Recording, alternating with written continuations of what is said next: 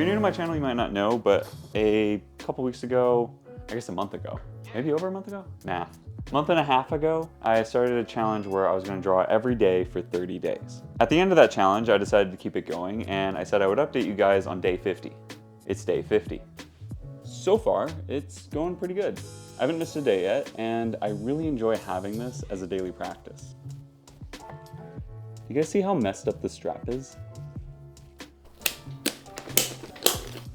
I still have plenty of days where I don't feel like drawing, but I do anyways, and I'm always glad I did. It just makes my day feel better. I got this bag for like 15 bucks. It just needed a new strap. I had the bone saw because I thought I needed to cut through these plastic bits.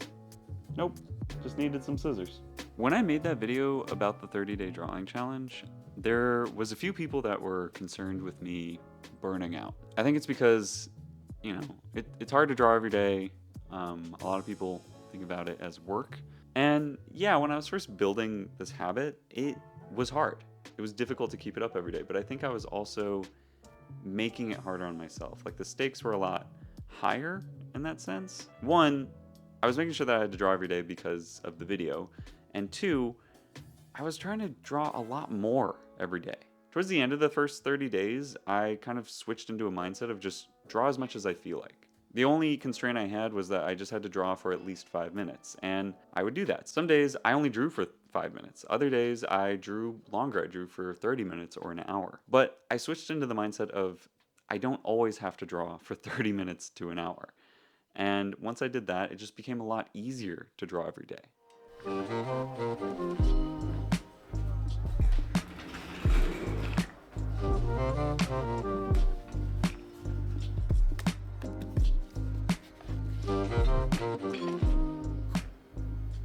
I think the few people that said to be careful about burning out, I understand it.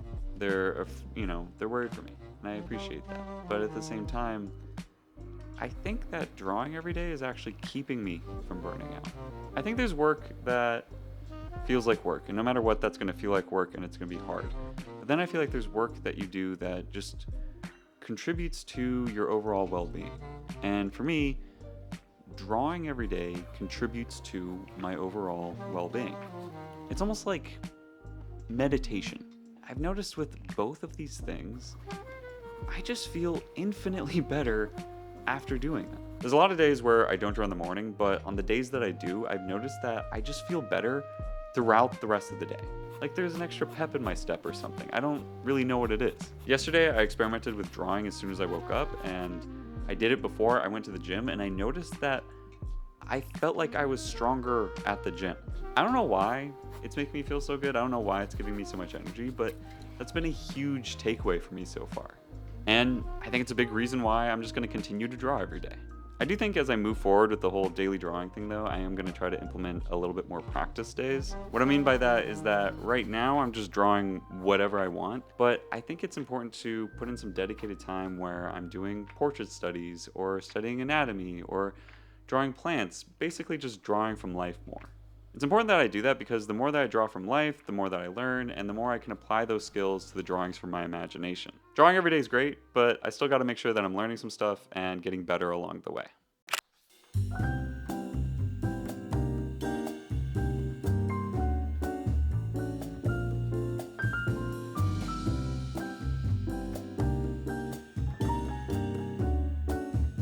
Okay, I'll see you at 4:30. This piece is a step into a relatively new style for me. I've been kind of doing pieces similar in that it's using the same mediums, but I haven't really done a piece like this. Like I haven't really done a big portrait in a while that's in a traditional medium. And this piece isn't even really that big, but it is bigger than the portraits I do in my sketchbook.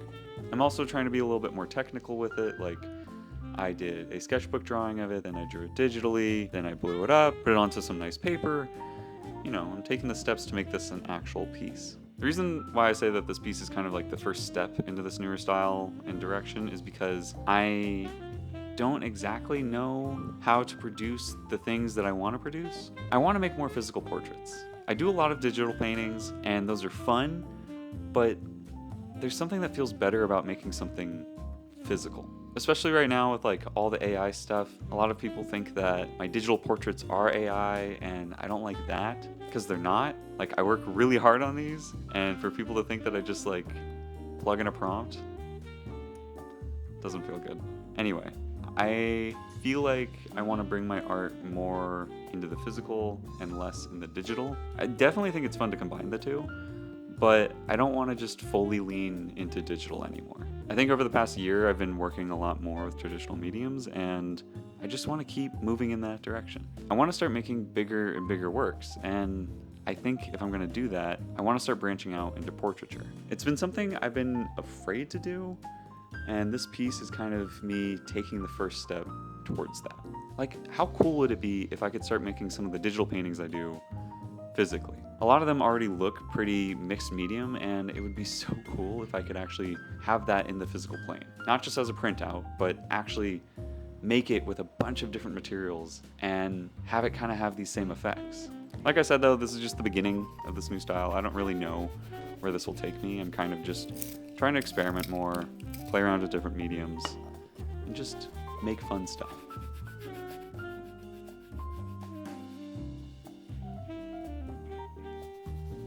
So I just finished drawing in the yellow. I'm taking a little break from this piece right now. Because this is a newer style and a newer direction for me, I don't really have all the materials I need to complete it. Like, if we look at the printout, there's these two, like if we look at, oh my god, what if I hold it like this? Okay, like if we look at the printout, there's these two big red scribbles here, and I don't really have a way to make those marks. I think what's going to work best for those is either a paint pen or an oil pastel. I don't have either of those, and oil pastels are much more expensive, so I ordered some paint pens. They should be arriving today, so hopefully I can finish this piece up soon. So I got the paint pens in the mail. I'm nervous. I really like this piece right now, and I'm terrified to mess this up. I have filled both sides of my test paper with scribbles, and I'm still worried that I'm just gonna make an ugly scribble, which is funny because I don't think there's such thing as an ugly or perfect scribble. It's just a scribble. The whole reason I want to include scribbles in my work is to go against this perfectionist tendency that I have, and I'm seeing it stop me right now. I'm avoiding it because I'm afraid of making a permanent mark that I don't like. All of these scribbles look the same, but it makes me so nervous to do this scribble on the final piece. I need to stop avoiding it though and just rip the band-aid off and do it.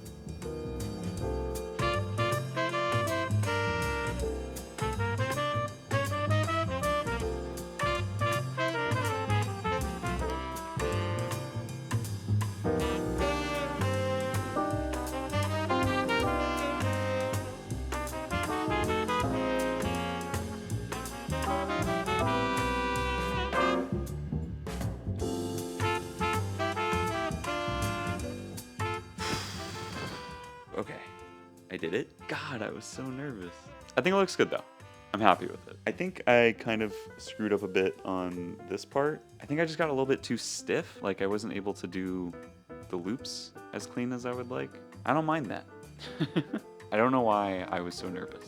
I feel like with the digital paintings I do a lot of these scribbles and things, but I can always hit undo or clean them up or whatever and just get rid of them. This is a lot more permanent.